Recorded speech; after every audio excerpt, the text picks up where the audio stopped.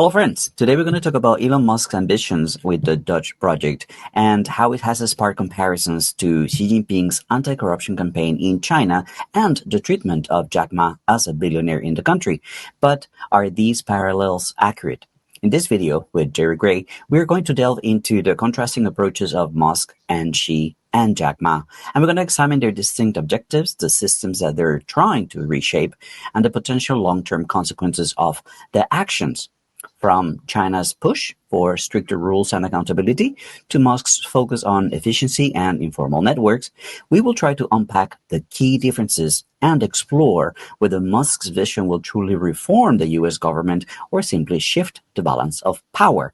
We're going to cover from USAID to Trump coin and many other different aspects that compare these two situations. So without further ado, let us introduce Jerry Gray to today's show. Jerry, how are you today?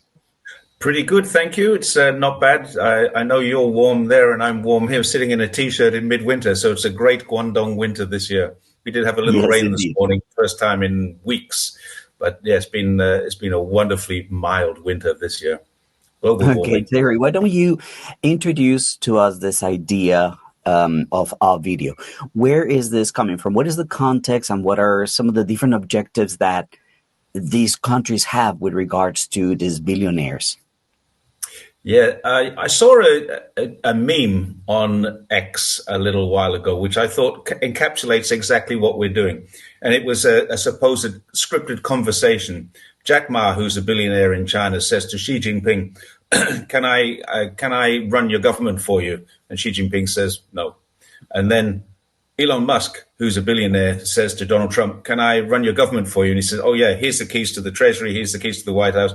And basically you've effectively got an unelected, a guy who's got no security clearances whatsoever, a guy who is probably something of a megalomaniac, working with another megalomaniac, Donald Trump and Elon Musk, working together to effectively run and improve the efficiency of the United States of America. And I just thought, well, we thought that was something that was worth discussing, how an American government is run, managed, and helped by the oligarchs, and a Chinese government is run, managed, and helped by the people, the workers, the 2,977 delegates of the National People's Congress, as opposed to half a dozen multi-billionaires. Yeah, I think that the best way to explain the differences is this video by Mr. Lee, who explains very clearly that in China, capital does not control the government. And as opposed to America, where the government is actually subservient to capital. In China, you cannot dictate what the government does. It doesn't matter what billionaires want. It's just not going to happen. But we are seeing that this is actually taking place in America. Now, we leave it up to you, the viewer, to determine which one do you think is better. Me and Jerry will have our own opinions about this. But let's watch that video for a moment so that you understand exactly what makes China's capitalism different. Well, China is a market economy, and it's a vibrant market economy, but it is not a capitalist country. Here's why. There's no way a group of billionaires could control the Politburo as billionaires control American policymaking. So in China, you have a vibrant market economy, but capital does not rise above political authority. Capital does not have enshrined rights. In America, capital, the interest of capital, and capital itself has risen above the American nation. The political authority cannot check the power of capital. And that's why America is a capitalist country, but China is not. So that's the main difference. And this is an important thing that a lot of people do not understand. And when they try to determine, is China capitalist, is China a market economy or not? It is, but it's just not above government. Now, let's talk a little bit about what's happening with USAID. That thing has really sent waves all over the world in news desks around the world and or NGOs as well. What have you read? What is your input regarding the effects of this USAID being shut down for a few days? Right, they're kind of like looking at what they do with that, Jerry. Yeah, it's not actually shut down, and this is a misnomer. People saying it's been closed down. It's been put into a suspended state of animation, or state of suspended animation for 90 days. Effectively, the Department of State or State Department, Marco Rubio, now has control of all of the funding. And when they shut it down for the 90-day period, they actually said, we're going to continue with all of the necessary aid. So where USAID is helping children starving getting food, that will continue. Where USAID was being used for funding regime change, funding propaganda, that's got to stop. And that's what's been stopped. So effectively, the press are reporting that this is going to cost millions of lives, thousands of hundreds of thousands of lives of poor, impoverished children who are not going to get their food, which is all BS. That's not going to happen. What's really going to happen is it's going to stop funding of, for example, the BBC. The BBC is just one example where we've suddenly found US aid is being used by the BBC in order to go to places like Myanmar, where there's a great deal of conflict, and teach Myanmar reporters how to spot fake news, or more or less how to create fake news, how to create something that gives you the image or portrays the image that you want to portray. So this is what they were getting funded for. This is actually a BBC charity. The BBC is funded by the license payers. People pay a license fee for the BBC, but their overseas, their online stuff is not. And that was getting donations. And the second largest donor to the BBC was USAID. Another large donor in their top 20 donors was the Democracy Institute, which is part of the National Endowment for Democracy. And the other one was the US State Department. So USAID, the National Democracy Institute, and the State Department were all funding the BBC to help almost everywhere where there is a hotspot. They were being paid, the BBC, the most trusted name in journalism in history, really. And it really was at one stage the most trusted name in history, and certainly isn't now. But what this has done is exposed the real problem. And there are thousands and thousands of headlines basically saying that independent media is now at risk because they're not getting government funds. Hey, listen to yourself here. Independent media is not independent if it's being supported by US government funds.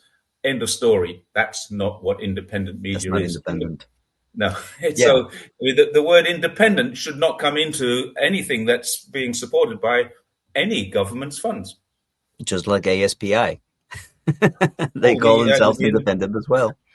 Well, they call themselves independent.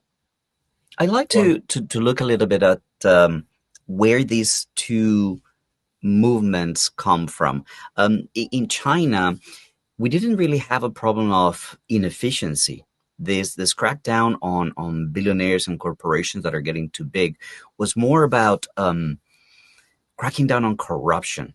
Yeah, but there were very efficient systems that were driving very rapid growth in the country. And we continue to see that with the developments in AI of the last few weeks.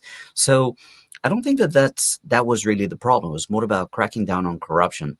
On the other side, when you look at America, what they're trying to do is more, apparently, on paper, increasing the efficiency in the U.S. government, reducing the government spending, and trying to work out the books, which are so out of control with their debt increasing and everything that's taking place in terms of the U.S. dollars and the lack of manufacturing and tariffs. And all these things that the government is trying to do is trying to bring back control over their expenses. So a lot of people see that as a positive. However, there are sides that are really going head to head in the United States. And this is the way that I see what is actually taking place. And perhaps this leads us to another comparison here. I think that we have an old system of finances and exploitation of the taxpayer and the world at large, with all these NGOs and organizations and monies flowing from here to there, on money that is lost, like the Pentagon, that can actually pass an audit and loses trillions and trillions of dollars over the years, and is just unaccounted for. So this old system of cheating the taxpayer for the benefit of a few people, it's being pushed out and is going to open up a new source of wealth, a new form of wealth for a different group. A lot of people like to point out that USAID receives a lot of funding also from Soros foundations, and there's that fight between these two groups. This new group of tech bros, right, that are trying to gain more power and gain more control over this cake that they're fighting for. And a lot of that has to do with the impetus in creating these cryptocurrencies, this Bitcoin and different coins. I think that what we're seeing is a shift of this old financial systems that have been squeezed and stretched and pushed to the maximum where they can't give no more, in terms of, look at the debt of the United States, look at how they're just refinancing and the printers are working overtime. They need something new. And I think that that's what they're trying to see, create a new system, a new method of financing the operations of a country and eventually the world, that is not going to be what we had. So I see these two systems as colliding and one being pushed out of the way. What is your take on what I just mentioned? Do you agree? Yeah, to a sense, yeah, I pretty much agree with you that we're in the cusp of change. That this is an inevitability. We're going into digital transactions now. We've been, you and I know, in China, we haven't used cash for a long, long time. I mean, if you try and offer cash to someone, they look at you as if you're strange. Where did you come from? What planet have you arrived in? So cash has pretty much gone from the Chinese system. But internationally, cash is still, the US dollar is still the currency of choice for many transactions. What's changing now is that BRICS organizations, I saw Indonesia and India, Brazil, Russia, a lot of countries now, large countries with large trading, are now saying, well, when we're trading with each other, let's use our own currency. And of course, this is something that Trump has recognized. He's got to get away from that. He's got to do something different. So coming into the Trump coins and stuff like that, and the Bitcoins, that's a different thing. But there does need to be a digital currency that can be used. And we should get Warwick Powell to talk more about this than me, because he's really an expert on this. And he's been involved in Enbridge, which is the one that is being touted as the BRICS currency. But there is no BRICS currency. What's going to happen within BRICS is there is going to be currency exchanges in their own countries. And BRICS is becoming bigger. Indonesia just joined, and that's 300 million, more than that, I think 400 million people just joined BRICS earlier this year, so a month or so ago. So then you're adding these people into the BRICS world, and a couple of other countries. Thailand has been involved in this as well. So we're going to see it change. And Trump is really, I think, probably there's a little bit of panic in Washington. How they are going to change this, how this will manifest itself, remains to be seen. But Bitcoin is surely not the answer, because Bitcoin has no protection, whereas Enbridge is a bank-backed, guaranteed money, digital money, digital currency. And those kinds of things, we should talk to Warwick about this, because those kinds of things are well within what he understands much better than I will. That's what needs to be done. You can't just use Bitcoin. If you're using Bitcoin, Bitcoin has no value. It's a nothing. It's just the value of it is what people are prepared to pay for it. And that means at any stage it could collapse. At any stage it could soar into the. It's already in the tens of thousands, the value of one Bitcoin, and that's probably what Trump was hoping to do when he's launched the Trump coin and the Melania coin and a couple of other things. Getting back to the original discussion, you talked about excesses in the US. When Xi Jinping came to power, the first thing he did on one of his very first days was he said, let's stop wasting food. And he curbed the excesses of the government. They were drinking the Mautai, the rice wine, which is 1,800 RMB a bottle for the lower level bottles, and 3, 4, 5,000 for the upper level bottles, and limitless for the really old vintage bottles of Mautai.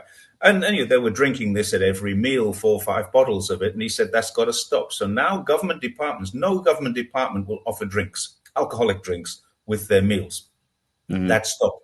I don't know how many millions or billions that saved, but it would have been a lot, probably millions in every city, and billions or tens of billions that saved the government or saved whoever was paying for it, because the government can actually hold dinners and have someone sponsor that dinner. So that can And happen. somebody should ask the effect on the producers, on the manufacturers of this Mautai. They probably were affected because consumption really Big went time. low. Yeah. I remember a time where you could do business with government and there was no need for invoices at all.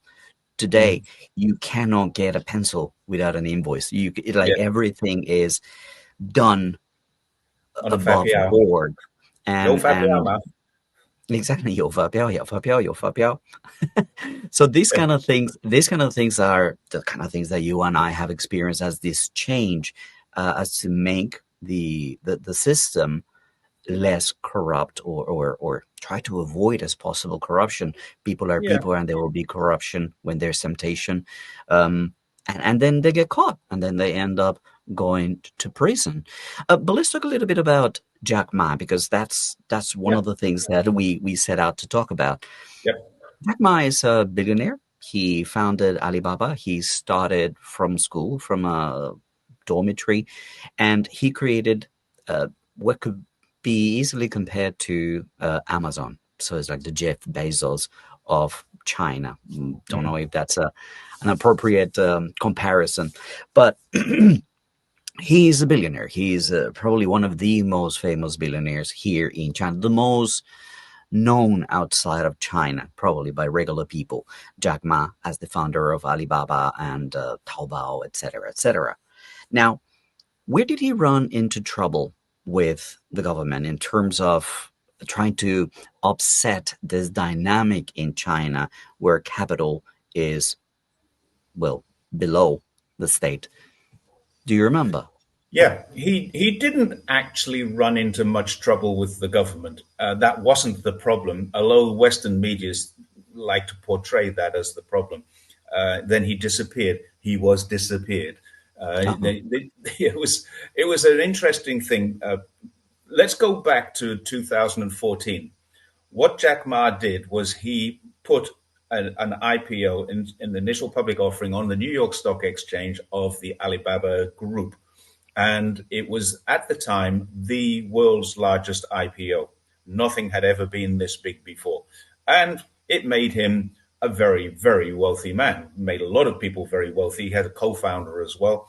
And he'd come basically through, he was a teacher in Hangzhou, but he was a teacher in an engineering school. And he went with that school on a tour to America. And he realized, this was back in about 93 or 94, I'm not even sure, but it's certainly a long time ago. He realized that America was really advancing in terms of what you could do online. And he wanted to come back to China and start up some stuff like this. And he was the guy. It wasn't so much like an Amazon at the time, it is now, but at the time it was very different. It was a unique thing. There wasn't such a thing. You paid to be on his platform, either as a customer or as a supplier. So if you sold widgets and you wanted to buy widgets, his platform would put you together. So it was basically business to business. And then he saw that there was an opportunity for business to customer, and then he saw another opportunity for customer to customer and retailers to customer, and he's different platforms now. I think Alibaba was hived into 3 different areas, and then it was hived into more, and it's restructured again last year. And Jack Ma is back in there now praising the restructure because it went through a very difficult time. But what happened was he built, in the same way that Google built a parent around it, Alphabet, and I think Facebook has done the same thing with Meta. And these little groups build a parent company around them, and he built this company, which was called Ant, the Ant Group. And in part of Ant Group, in part of his Ant Group, what he wanted to do was create this micro loan system. And what it did was it allowed people to get into debt without the controls of the socialist system of banking that they have here. You know, it's kind of capitalist socialist, social capitalist, I don't know what you call it, socialism with Chinese characteristics. You cannot simply open a bank and start operating. And he was trying to do that effectively. And he was going to IPO that back in 2018, and in 2020 was an IPO was due. And the government said, few days before, it was very close to the actual launch, the government said, stop, you can't do this because you're putting Chinese debt into American hands, and that can't happen. If you're posting this, if you're launching this on the New York Stock Exchange, and this is going to be controlling Chinese debt, that can't happen. And we need to review the rules before we allow this to happen. And then Jack Ma disappeared. Oh my God, everybody said he's been disappeared. Where is he? Is he in a concentration camp? Has he been plowed into the fields by forced labored Uyghurs or something? There was all kinds of speculation.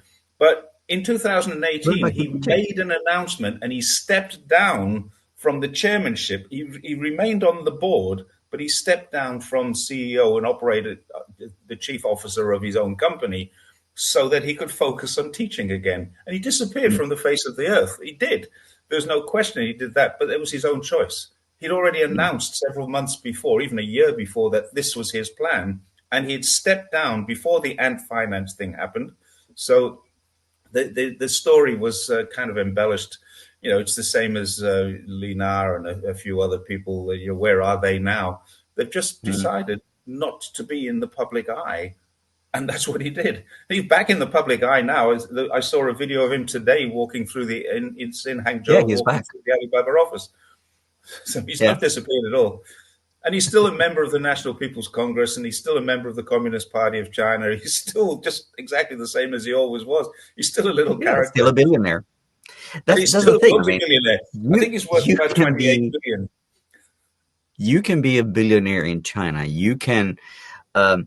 Jack Ma was the one that actually inspired this 966, right? 9 to 6, 6 days a week kind of work ethic. 9 and 6, right? And that it doesn't get any more capitalist than that.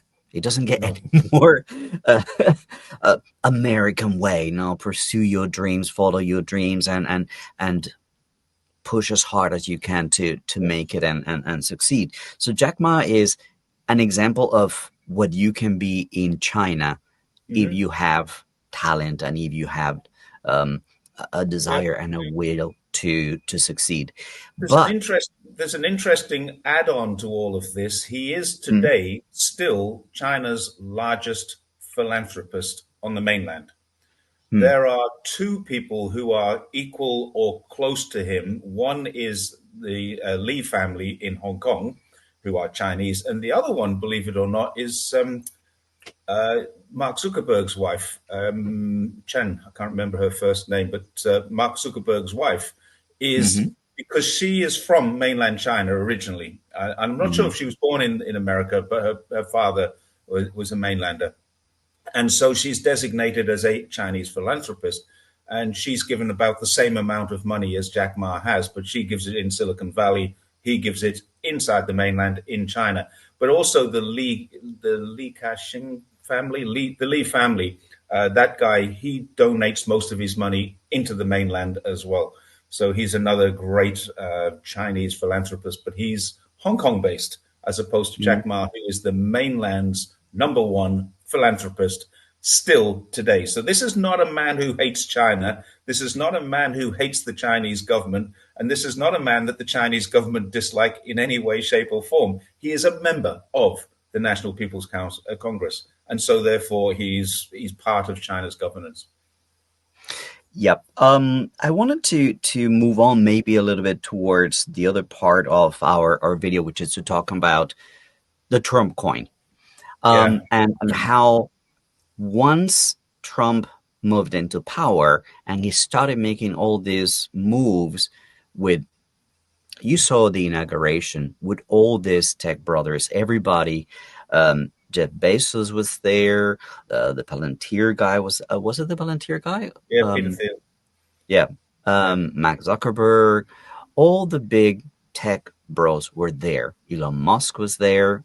And that gives you an idea of the direction that he's trying to take the country. Now, the interesting thing for me to point out is the timing of the release of DeepSeek and how that is showing the situation of the economy in the United States. When DeepSeek came out, OpenAI basically lost like this wiped out about $1 trillion of the economy in the United States. But here's the thing: how many regular people were affected by those $1 trillion that were lost? Not many.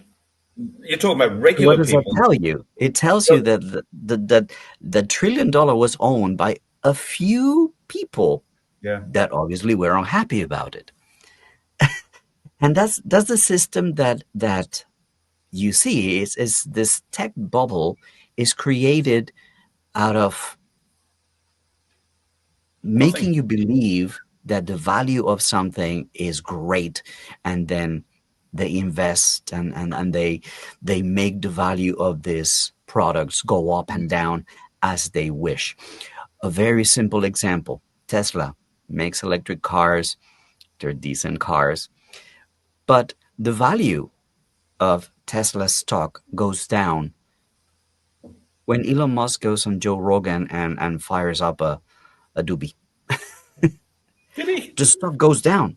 What does that have to do with the engineers and the workers and the laborers and the people who put together the car and the product itself? Absolutely nothing. But this market fluctuations are just perception. And that's what DeepSeek did to OpenAI and a lot of the tech bubble financing. It just showed them, hey, we can do better and it's for free.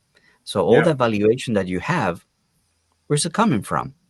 So a Well, lot of people say like, interestingly, okay, yeah, since DeepSeek came out, Alibaba has produced one, and so has ByteDance. hmm ByteDance's came out yesterday or the day before. Alibaba's came out about a week ago, and these are all better than oh cool, the better than everything else on the market, better than the Meta, better than the ChatGPT, better than the OpenAI products, better than Google's products.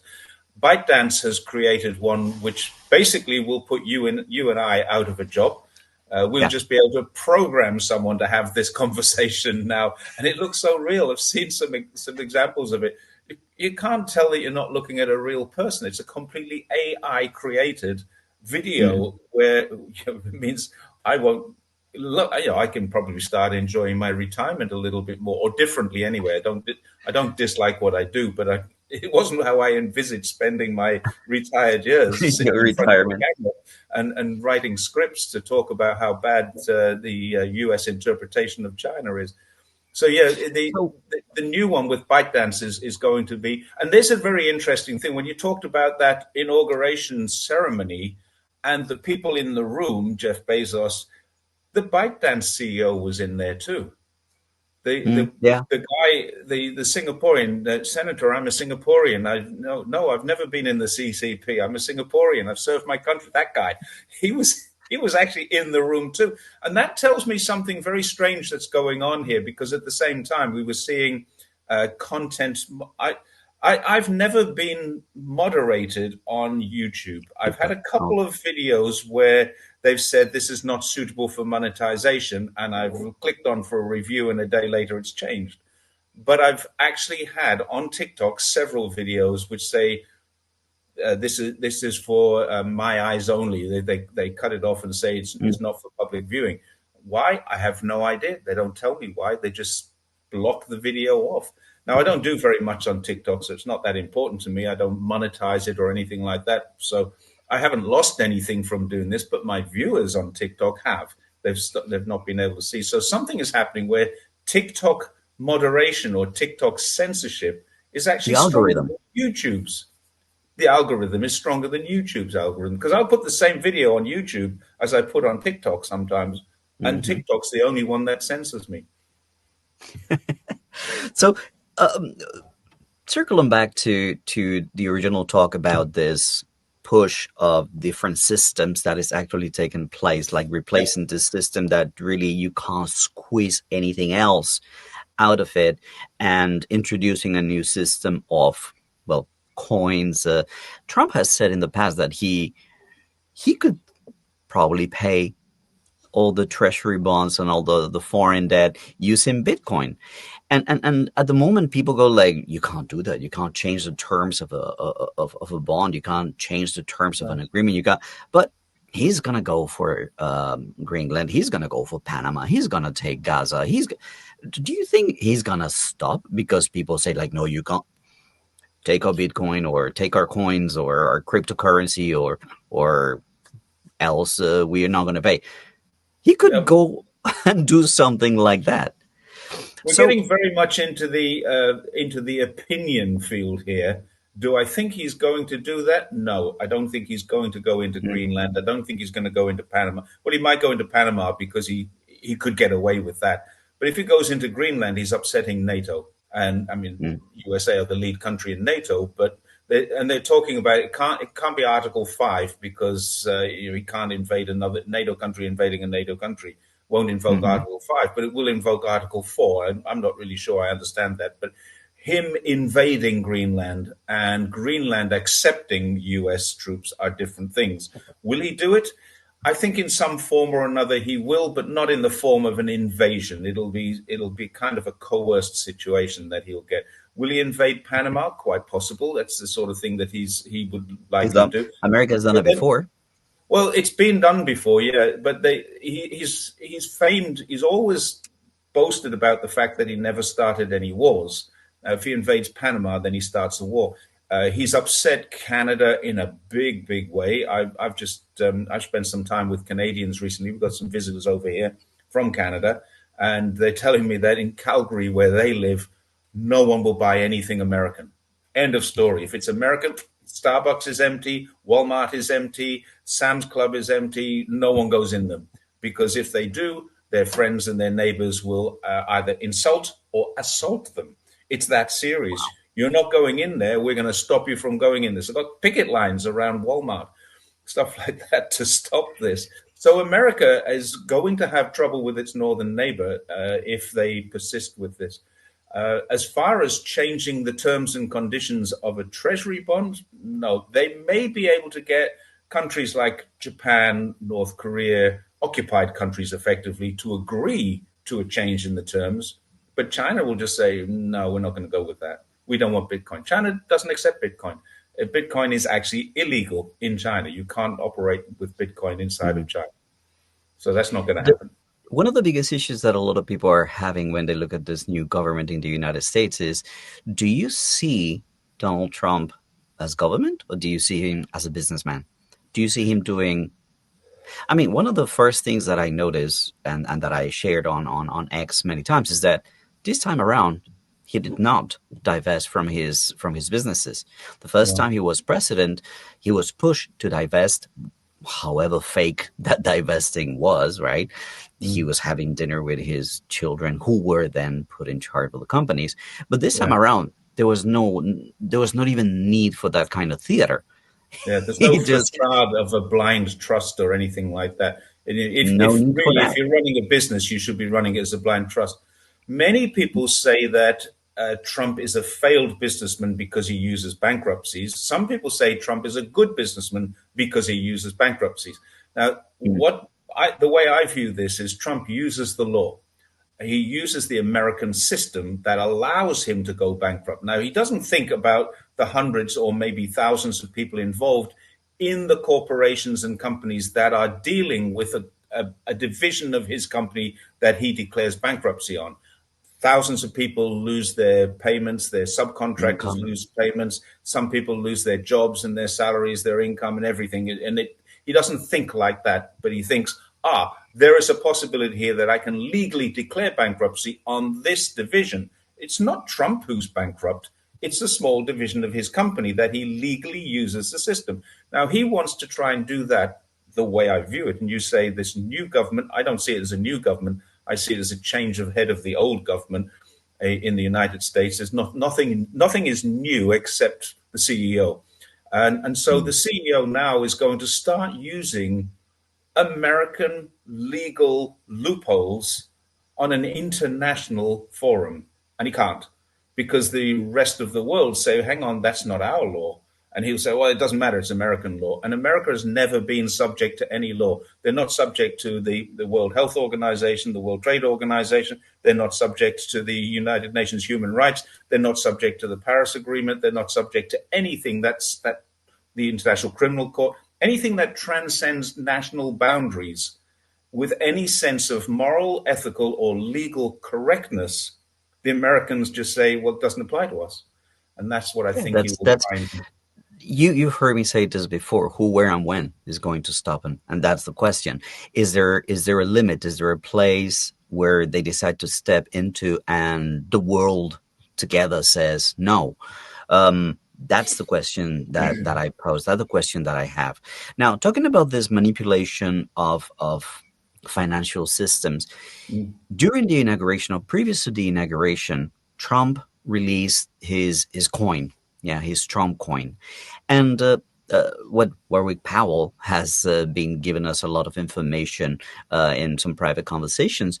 The amount of movements, what is regularly known as pump and dump, that have taken place are Yeah. incredible. There's a lot of people who are making a lot of money, and there's a lot of faithful believers who are losing a lot of money. Just take a look at this couple of graphs that we have right here, the Yeah. ones that you shared earlier. Let's take a look first at the Melania coin. Right. Yeah. I mean, we all understand red. We all understand dimensions, and you see how different the green is to the red. And what's going to bring it up? Take also a quick look at this MAGA coin. Obviously, Make America Great Again, and the Trump Mm. movement. Very similar picture. We don't need to know all the details about how these coins work. Pictures are very clear. Red is red, and cliffs are cliffs. Yeah. Now, the last one is Trump's coin. Is not still red, but you can see when you zoom in and you see some other snapshots, you can see how it's being pumped and then dropped. Pumped and dropped. It's had at least 3 or 4 already, and each time a lot of people lose a lot of money and a lot of people gain a lot of money. It's the idea is there's somebody in the room making because what's making them drop? Remember the picture that I was telling you about Elon Musk, Joe Rogan? Yep. What's nothing is taking place, nothing is happening to make that coin drop so drastically. It is obviously happening for a reason. Mm. People switch it off, people lose money, people make money, and then they go and they buy the dip. Yep. And rinse and repeat, rinse and repeat, rinse and repeat. We'd probably be wiser to bring somebody like Warwick Powell to explain this to us a little bit better. But graphically, you can see what is actually taking place. This is not a normal behavior. All this red in the coins and all this ups and downs and something that is not connected to reality. There's no output really, like a factory or a company, or there's no I, factor. I just have to look at these, Fernando, and say, I have no idea what this all means. Why can someone create? Because I've never invested in anything I can't see or hold. I've bought land, I've bought buildings, I live in a place that I've bought. I buy a car or buy a bike. I'll buy something that I can physically hold. I can't imagine buying something that has no intrinsic value. The only value of it is how much people want it. Now, when Trump became president and he launched this Trump coin, and then 12 or 18 hours later, they launched a Melania coin, and the Melania coin has just flopped. But some people said, oh, look, there's a great coin here. What is great about this? Am I missing something here? Because the only thing that you get here is emotions. You get people say, I want to buy this because I want to support Trump or I want to support Melania. They buy it. And as soon as they buy it and the price increases, somebody else sells it and makes a profit. And then when the Mm. price decreases, that same person is buying it again and making another And profit waiting as for they the sell next it pool. again when it peaks. Who's making the money? Trump or Melania? Or the entities that handle that coin. It used to be art, if you remember. Art Yeah, is very similar, yeah. The perception of art. Oh, this painting is worth $6 million. Sorry, what? is it? This painting is worth 100 million, and you're like, it looks like a monkey painted it. Yeah, So this is very similar to the perception of coins. The only thing that gives value to these coins is a perception. A lot of people assume or argue, sorry, that this is very similar to the US dollar. What is the US dollar supported on?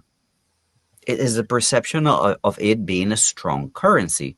And you talk to anybody in finances, you talk to anybody in government, yeah, it's is the most stable currency, is the world trade currency. And like, but then again, I think that we're looking at a situation where they have stretched the system so much that Mm. they're looking for an alternative. And this is where I see this support for crypto, support for Bitcoin, support for these coins being kind of a push for an alternative method of continued exploitation, continued fooling the regular people, the taxpayer, the people who don't feel a thing when the market loses trillions of dollars.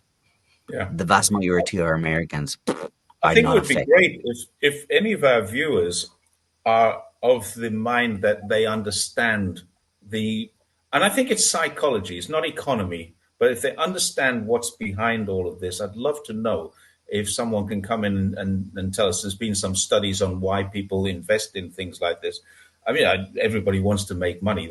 I get that, but making money on a piece of art. Okay, so there's a piece of art and you buy it and you put it on your wall. You've actually got something you can touch. Now, you bought it Mm. because you loved it. It's worth a lot of money. It's an investment, and maybe 10 years' time you can sell it and make some money. You buy the house, you sell it and make some money later on. But you're buying a Bitcoin and you're buying something that doesn't actually exist. You're Mm. not buying something you can hold on to. You can say, oh, I've got Ones and Bitcoin. zeros. You can't put them in your hands and you can't count them. It's not like a copper coin, which Trump is going to. He's going to kill off pennies and quarters very soon as well because it costs Mm. too much to make them. Which is actually a reasonable thing. In Australia, they got rid of all the ones and twos, and I think they've got rid of fives now as well. 5-cent coins. They're useless. Nobody buys anything for that. And then when you go through the supermarket, they ring everything up. It either rounds up or rounds down your total. So something that costs $4.99, and if you get 4 or 5 of them that cost $4.99, then it's $4.95 at the end of the day. So it comes down or it goes up depending on the bulk of what you buy. So you can actually save money that way if you want to save 5 RMB or 5 cents. It does So work. But it's really, really key for people to, particularly in America, to ask themselves the amount of power that is being given to these billionaires, the amount of power that is being given to these people that are now going and reshaping government. A lot of people are unhappy about the way things are taking Mhm. place. Um, Basically, one of the things, and a lot of those things are celebrated. A lot of those things are very positive. For example, when he says, there's no more transgender studies, there's no more transgender athletes. I think that around the world, a lot of people say like, well, that's common sense. A lot of people celebrate these kind of things. But Mm. at the same time, some of the measures that he is taking are, as I said, it's trying to like pulling the rug from a structure that was there before. Um, there's a lot of talk about how can members of government be worth millions of dollars. For example, what was her name? Warren. Then, Yeah, I think they call oh her yeah, Pocahontas.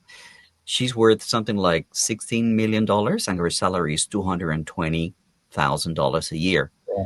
Right. Explain that. Explain that. I mean, the American people are being duped, and this is becoming 100% evident. But is this going to change, or is the game going to change? And they're still going to be left out. It's just that the game is going to be played with different in a different court, in a different pitch, in a different field. That's the way all this feels to me. Um, If you think about it, Trump now controls. There are three pillars to the American governance form of governance. The three pillars, which is the judiciary, the administration, and the legislation. These three different pillars. Now, Trump controls the administration because he's the president of the United States. Trump controls the Supreme Court because he personally has appointed three of the judges that are there. So he's got a great deal of control over the Supreme Court, or if not control, certainly influence, because he put them there and they're there for life. They must be grateful to him. And that means they would obviously have been supporters of his in the first place, or he wouldn't put them there and now pay back time. So he controls the judiciary, he controls the administration, and now he has control of the majority of the senators and the congressmen, the representatives, House of Representatives. So effectively, he controls the three pillars. Now, there's a fourth pillar, and that's media. And what was happening was that politics, which was the legislator, not the administration, was controlling that.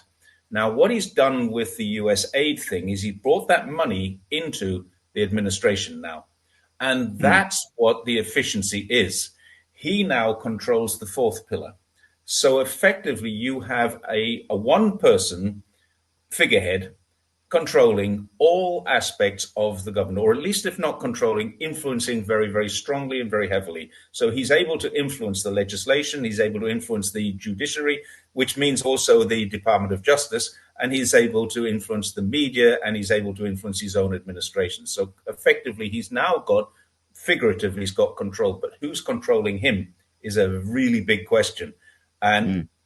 honestly, I don't think he's smart enough to be controlling all of this himself. He's got people there, and people are controlling him. And the stories are that it's Netanyahu, it's AIPAC, it's the Jews. Some people say it's Putin. Some people, if you're a The Democrat, you Chinese. probably say Putin controls him. If you're a Republican, you say, well, Xi Jinping was controlling Biden. So this is what I'm seeing: this massive division inside of America.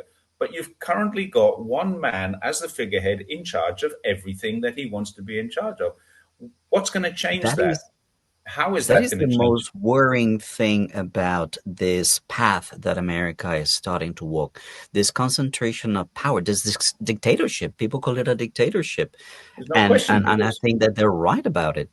It is a total control of government, um, at the whim of this person who has the most radical ideas, that more often than not just benefit him and his cronies, him and Well, he's not his very friends. moral and he's not very ethical. Yeah. And we know that. I mean, we know for a fact he's not very moral. He's not very ethical. He paid off strippers and he paid them off from his corporate governance, corporate funds. I mean, he's a convicted felon. Now, you could Mm, argue that, oh, he's only a convicted felon because his political enemies got him convicted. Okay, but he's still a convicted felon. And his yeah. political enemies had the ammunition to do it because he gave it to them. He did pay off a stripper. That's not in debate. He did pay off a stripper after having sex with her while he was married to someone else. So that shows the ethics and the moral standing of the man. Now, this is a man who now has control of everything that the United States does, at least figuratively, he has control.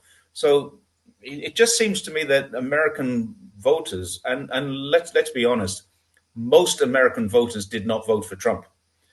Mm. Either they abstained from voting or they voted for Biden, Kamala, or they voted for something else. But most American voters didn't vote for Trump. The people who are registered to vote, only about 30% of them voted for Trump.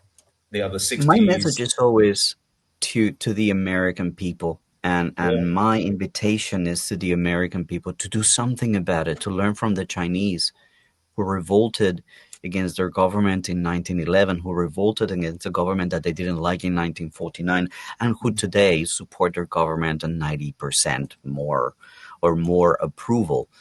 Um, I don't think it's a matter of party. Think about Biden and pardoning his entire family just days before he stepped down. What's yeah, moral about that? There's no denying that it was Biden in the 80s, if I'm not mistaken, or the 90s, who said that if you have this much crack cocaine, you would be that's right. going to prison. No For questions 15 about it. years, There's I think videos it about was him in Congress 5 years. supporting this. And then there's videos of his son Yeah. actually using crack cocaine. So But the question of morality or immorality, I think it's you can't point fingers when you talk about that. But you know what's the Either most side. interesting thing about Biden pardoning his son? The most interesting aspect of that is that now, for any period of time back, I think it was to 2011, Hunter Biden cannot be convicted of any offense that he committed between 2011 and the day of the pardon. Now, he could be convicted of anything that happened after the pardon, but from 2011 until the pardon, so a 14-year period, he can't be convicted of any offense. So, if if the government wants to pursue the Biden family, Joe Biden or anyone else in the family, the first witness to call is Hunter Biden. And you Yeah, can ask him he's any not question you like, and the he fifth cannot the Fifth plead the Amendment. Fifth Amendment. So he must either perjure himself and go to prison, or he must shop his family. That's the only thing that can happen there. He's either going to Basically prison the big himself. He guy. doesn't. It doesn't seem like You're he's gonna ask brave him enough to questions go to about prison. 10% for the big guy. Yeah, 10% for the big guy. Who's the big guy? I can't answer that question. Who was the big guy? You have to answer that question. You don't answer that question, you're going to prison. You're going to prison for contempt if you don't answer it. You're going to prison for perjury if you answer it. And we know Mm. that your answer is a lie. Wow. So it doesn't surprise me at all that there's this huge divide and this fight between these two sides, which is maintained and is supported, and it's actually by design. I've always said it because it Mm, keeps people focused on things that don't matter. Uh, the game is rigged. The game is rigged. yeah. Getting back to for one final thought about this Trump coin, you got to understand that Trump controls 80% of the supply of this coin. So he can coordinate sell-off and profit while the retail investors are left handling out the losses. Mm, It is definitely a pump and dump. You can see yeah. the spikes. They go from $7 to $75 in just one day, and then And then back huge to declines of 15. 50% drops. Just Mm, that's a classic pump and dump pattern. yeah. And well, people continue to believe in this system. They continue to think that, oh, there's rectitude and there's morality in whatever our leaders do. They're just fooling you and cheating you and exploiting you, and you let it happen. In We're going to China, see that in doesn't. 4 years, assuming Trump lasts 4 years, because he is 78 years old now as well. And so, assuming he lasts the next 4 years and maybe doesn't get assassinated, honestly, I hope he doesn't get assassinated. I don't want to see that happen to anyone. But let's assume that he lasts the next 4 years. It's going to be very interesting to see if any normal Joe Blow American in the street is better off than they were before January of this year. Now, that's going to be the really interesting question: are they going to be better off? And the simple fact is, if they are, that's great. If they're not, then their government has let them down. Now, you mentioned just now about the deflection. All of this, the division is about deflecting. Have a look over there and don't worry about what's here. I see it slightly differently. The way that the country is divided, and it's divided in many different ways. It's divided on wokeism, it's divided on abortion, it's divided on gun control, it's divided on drugs, it's divided on health, it's divided on Republican and Democrats. But the biggest division in America is the haves and the have-nots, and that's getting wider. The Gini coefficient is actually getting wider. The haves are becoming like the top few percent, and the have-nots are becoming the bottom 50%. So we've got a little bit in the middle, but most of the people are in the bottom half, the lower economic status. So those people are the people who need to organize. Now, here's the biggest problem. All of these divisions prevent cohesion. You cannot have cohesion when people are divided. If Mhm. in one family, you might have two people who are very staunchly Republican, and one of them is pro-gun and one is anti-gun, or one of them is pro-abortion and one of them is anti-abortion, and they've got their reasons and their own experiences for being pro or anti-whatever. But the government actually pushes those agendas forward, so these people can't become cohesive Republicans or cohesive Democrats. They can only ever argue with each other about what's right and wrong on these smaller arguments rather than the bigger picture that America is going down the gurgler. Why is it going down the gurgler? Because you can't agree. And we see Mhm. this. You must see this as well in your comments on both Twitter and on YouTube and wherever It's else a we are. classic. It's a classic Thanksgiving dinner situation. Yep. I'm not Yeah. going to Thanksgiving dinner because Dad thinks this. I'm not going to Thanksgiving dinner because Uncle whatever says. I Yep. posted something on Xiaohongshu on Red Note about, okay, what do you think about the 6,200 journalists that were on payroll basically from USAID? Mm. Oh my lord! I'm not Catholic. I'm just saying that as an expression, but the infighting in the comments from Americans, not Chinese people. Chinese people have been like, huh? What? They're not really too aware of what that is. But the amount of infighting defending the move and attacking Trump and Musk, and it's unbelievable. And Mm. I had to pin a comment saying like, you're not aware that what USAID did to China hurt the Chinese. This media manipulation affected China in 2019 in Hong Kong. They were the ones behind all these stories about Xinjiang, all the stories about Xinjiang and Tibet, as is known in English. That's where it came from. Yeah. That money hurt Chinese, and you arguing against them for is completely separate from the reality for Chinese people. The ones that are here in Xiaohongshu and Red Note, looking at you, Yeah. unaware, completely oblivious to the damage that it did to their country.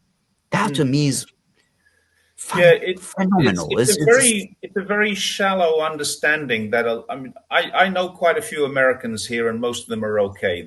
I have to be honest. I have American friends that I like very very much here, but when I see and again I asked Andy Borum a question yesterday or the day before. I got a sneak preview of his freedom of speech. Hmm, Anyone who hasn't seen it yet, go look at Andy Borum's Freedom of Speech wow. in America. What an amazing video. He did a great job. But my question was, how many people did you have to talk to before you got these bigots? And I his also answer got the was, preview, and we also yeah, got to yes, talk about these things. Yeah, it's like pff, it zero. was crazy because it's Every New York. person he In New spoke York, people are to, always minding their own business, like, oh, yeah, leave me alone. So he ended up going talking to the guy with a megaphone, yeah, because obviously he wants a platform. So that was great. My what a point to bigot. him was like, I know you're gonna get a lot of heat because you're filming people without their permission. That taxi driver, that Uber driver, like, did you Yeah, get into trouble? Like, no, nothing. It's just you ask people if you can shoot, and that's it. But then that level of rejection is super high in America because, particularly in New York, because mm, people don't want to talk to people. So him working as a man on the street by himself, that was really, really brave. I told him this is a phenomenal video. it was. Um, People need to go see the minds of people, and the kind of um, things that you can say, and whether you're right or wrong, it doesn't matter. Um, Knowingly, the There's a person, that law. old person, being wrong about everything he said. Sorry. In 2019, they passed a law. It said freedom of speech. You have freedom of speech in America. You can literally say whatever you want to say. Freedom of speech. Anything you want to say. Now, what then happens is if there is an assault, you get arrested because someone comes up to you, gets in your face, argues with you, and you go to that person because they're in your face and cause you then get arrested. And the probable cause for the arrest is the assault, not the free speech. So you Mm. get arrested for your right to free speech, but you're not getting arrested for your free speech. You're getting arrested for the assault, or you're pushing someone away, or you damage a camera that's been pushed into your face. Whatever it is, the probable cause of the arrest will mean that you will get arrested and you'll get charged, but the freedom of speech is still there. So You this is hear an it in interesting every law. video. You The touch police me. You touch me. You touch me. Exactly. Yeah. Yeah. The police are protected now against from this. And Ruth Ginsburg was one of the judges on the panel that decided this. The police are now protected against false arrests or lawsuits if they arrest somebody with probable cause for freedom of speech incident. So if a freedom of speech incident escalates to something else. So if you tell a police officer that you think that police officer is an idiot or a swear word, I'm not going to put a swear word on here, but if you think that that police officer is that, then that police officer is entitled to retaliate and Mm. arrest you for your insult. But when you resist arrest, that's the time the police officer is now acting correctly under this law that was passed in 2019 by the Supreme Court. Not a law, a stated case that was passed by the Supreme Court in 2019. So they now have protection, even though they have the right to tell the police what they think about them, what they think. And if the police resents it, the police can cause a situation where you might assault the police officer. That's how they do it now. There's also, believe it or not, there's a new law just being passed in Tennessee just in the last couple of days. I'm just researching this now. And from what I understand, this is in Tennessee, in the Tennessee state legislature. If you vote against something that Donald Trump has made an executive order on, you commit a felony and you're going to prison. I'm No, not but kidding. I'm kidding. there's judges. There's judges trying to block what he's doing to ASID and other offices, right? And Yeah, other branches, other departments. And basically, now they're arguing, okay, so a judge can actually stop an executive order, can stop the government mandate. Uh, Checks and balances are gone under this new scheme yeah. that we're seeing taking place in the U.S., and that's what's concerning. That's a dictatorship, basically. Well, his attorney general is a personal friend who supported him through his impeachments Mm. the last time he was president. He's still the only president who's been impeached twice. He's the only president who is a felon. He's the only president who's got a reputation like he's got. He's the only president who's been bankrupt, but he personally hasn't been bankrupt, but he's run companies that have been bankrupt. He's got a lot of firsts to his credit. Mm. He's the only People think I president of don't an like him. organization that can run a charity in New York. There's another point that took place just the other day that is how who when and how, right? They are decriminalizing um, bribing foreign nations. That just took. Oh, I just read it this morning. yeah. Yeah, bribing officials from Decriminal. corporations. So if you want to build a train in Burundi or something, then you give a Bribe 'em. backhander to the local government and the environmental people. That's not illegal anymore. That's the Yeah. way they want to fight the BRI. Bribing. Well, let them try. I mean, the truth of the matter is, the US can they built this or created this thing called Build Back a Better World, BBBW, B3W, which was to combat the Belt and Road Initiative. Now, what they did with that was nothing, absolutely nothing. But a year later, after launching Build B3W, they released a paper which said, this is what B3W has done. And they had 24 projects. And I went through every single one of them, each of the Zero. 24 projects. And I realized I worked out that every single one of them had started before before B3W, and was just rebadged B3W. So they didn't actually start a single project under B3W, and it's dead now. It's as dead as was it Build Back a Better, Build Back Better, three Bs. Biden's Build Back Better has gone Uh, because his own party voted against it.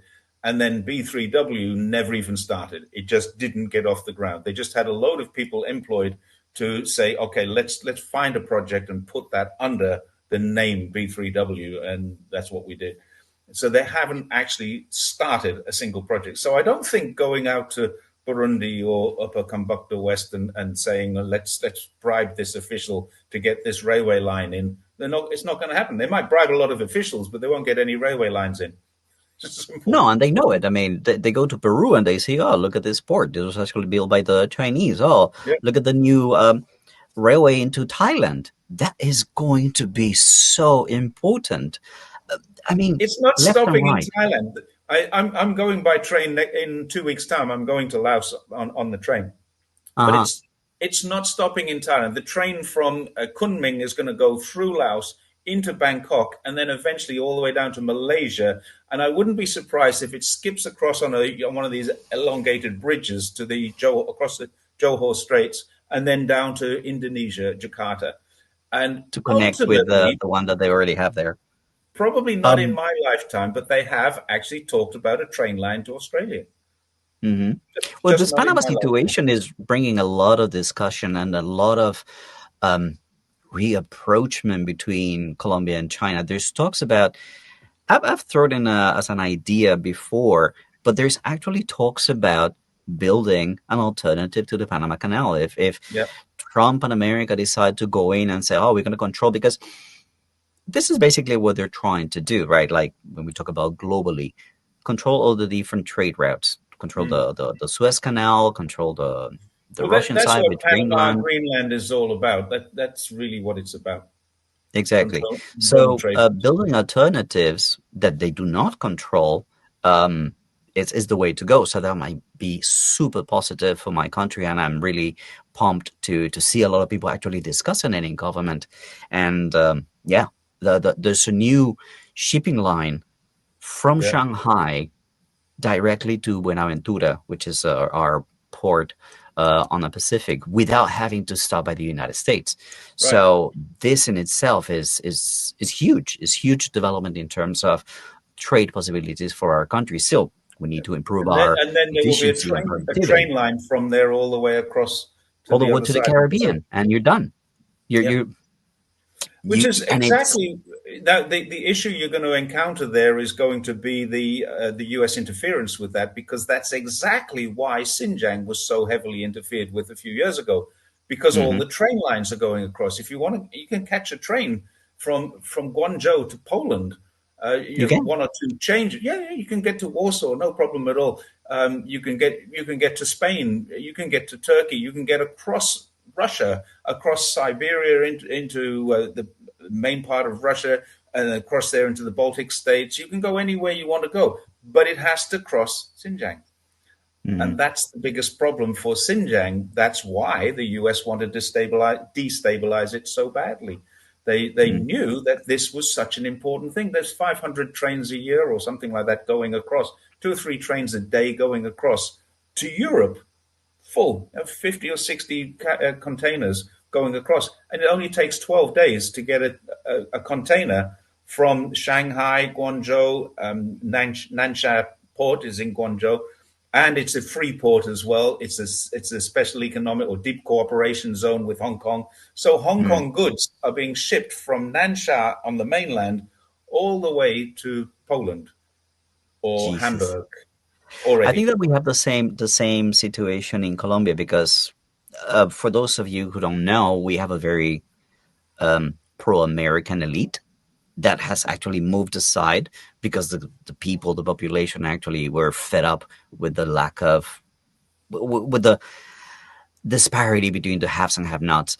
And well, we have now a left-leaning government that is looking at how can I deliver results for my country. And of course, he's getting all the opposition in the world because the elites don't want it. So we have elections in 2026 that are going to be very important Mm. um, to the future of this global trade, global commerce.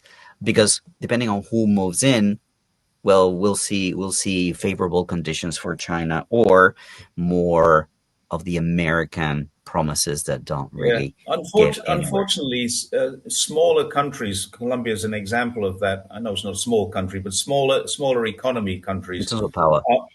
are struggling with. It's either US or China, and it can't be multipolar. It's got to be at the moment US or China, and that's a very unfortunate situation for a lot of countries right now. Mm, Because China is saying you can deal with whoever you want to deal with. America is saying if you deal with China, you're not dealing with us. And they did mm. that. They actually sanctioned your country just a few days ago for a short period of Yeah, time. So I lost access to my bank account because of those sanctions. right, yeah, you got it It, back though. it's yeah. It's oh, of course, these financial institutions are not going to lose money. So the moment they tweeted that sanctions were off, boom, it went back to normal. Right. But the important thing to mention is how this aid that is given to these developing countries from the United States creates dependencies. Now, when they have stopped this influx of money for different projects, particularly, for example, in Colombia and countries like Mexico, um, a lot of people are like, oh, we can't operate, we can't do the things that we should do as a nation if we don't have American aid. Mm. Then what does that say about your country? What does that say about your sovereignty? I mean, and of course, there's that push. Oh, this has been stopped because the president upset the American president or whatever. So Personally, we are so personally, dependent on these kind of funds from America that it throws away our sovereignty to a great degree. And the big difference is what you saw taking place in Panama. Marco Rubio flies down to Panama, tells him, hey, we don't want this company handling these ports. I think it's 2 ports out of 5 at each end of the Panama Canal, not the Panama Canal itself, just ports that handle the containers and the information and whatnot. And they pushed them. They pushed the president of Panama to sign off. Sorry, to what do you say? Remove itself from the memorandum of understanding yeah. of the BRI. It A needs lot to of be people. it needs to be understood what that means. Mhm. First of all, they didn't get out of BRI because no one is actually in BRI. BRI is not an It's a association. project. It's not like ASEAN or BRICS. It's not an association. When a country signs a memorandum of understanding, what they get there is an understanding that China will help to develop infrastructure, and of course there's a return to China. China doesn't do this for free. Doesn't do this altruistically. It does this for mutual benefit. And it's been doing it now for the last 12 years or so, and probably a little bit further back beyond that, but it wasn't called BRI until Xi Jinping came along and gave it that name. The belt, he called it One Belt, One Road, Yi Dai Yi Hmm. Lu. And so he's created the name rather than created the process. And what happens when you sign a memorandum of understanding? You don't join an association, you join a group of countries that are benefiting mutually with China. Panama was a very interesting one because 18 months ago they stopped the only project that they had. They had no projects going on for Belt and Road. And the Belt and Road Initiative memorandum has just been sitting in a drawer somewhere and not being used. So now they've withdrawn from the memorandum of understanding. But it makes no tangible Different. difference Yeah. whatsoever to anyone in Panama, nor does it make a tangible difference to the Panama China relationship. Italy is another example of this. Italy, the president of prime minister of Italy went to the White House, met with Biden, came back to Italy, and then tore up the memorandum of understanding. Then immediately got on a plane to come to China to meet with Xi Jinping to explain why she did what she did and how they were going to rebuild from there. And they have done. They've got a very good relationship. Italy and China have a great relationship. Panama and China can still have a great relationship. They just don't need this memorandum of understanding. The only tangible difference that this created was for Trump or Trump's administration to say, we've had a win.